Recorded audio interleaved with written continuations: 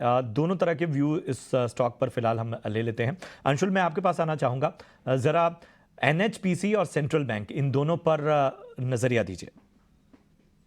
जी प्रशांत जी, देखिए central bank में एक कप एंड हैंडल पैटर्न की फॉर्मेशन थी जो लगभग 2.5 महीने चली थी और उससे ब्रेकआउट आया था 56 रुपीज में।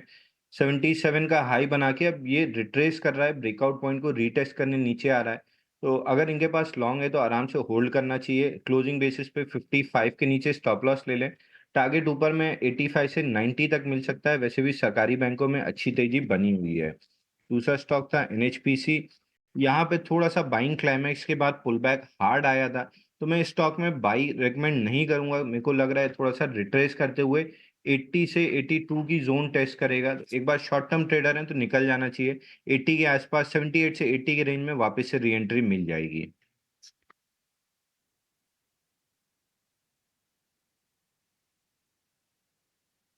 ठीक है, तो ये नज़रिया फ़िलहाल इन स्टॉक्स पे। और अगले जो दर्शक हैं उनके सवाल की ओर बढ़ूं, उससे पहले एक सोशल मीडिया पर एक दर्शक ने सवाल पूछा है पटेल इंजीनियरिंग को लेकर।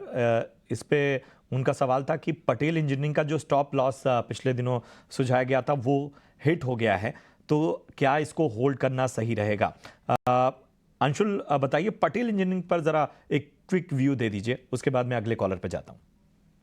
और देखिए प्रशांत जी, पटेल इंजीनियरिंग हम अपने क्लाइंट्स को भी काफ़ी दफ़े रिकमेंड कर चुके हैं। इसमें हमारा टारगेट लगभग 80 से 85 रुपए का है और उसकी बड़ी वजह ये है कि इसमें कप एंड हैंडल पैटर्न का ब्रेकआउट आया था 60 रुपए पे। उस पे 2 बार रीटेस्ट करके डबल बॉटम बनाया है, तो बेस ऑन बेस पैटर्न का ब्रेकआउट है। थोड़ा समय देते हैं अगर 2 से 3 महीने का, तो 85 से 90 के आसपास तक ये स्टॉक आराम से जा सकता है। हमने अपने क्लाइंट्स को रिकमेंड किया हुआ है 2 से 3 महीने के लिए।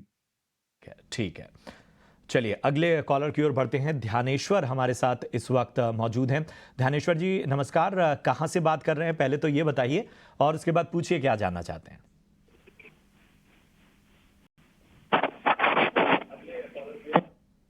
ध्यानेश्वर जी, आवाज पहुंच रही है आपको?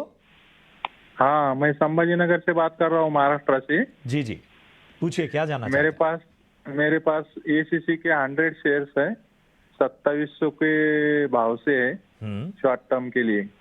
ठीक है। 2700 के भाव पे एसीसी के शेयर इनके पास है। फिलहाल नुकसान यहाँ पर होता है, लेकिन शॉर्ट टर्म नजरिया इसमें चाहते हैं। अंशुल, आप ही बताइए, शॉर्ट टर्म नजरिया है।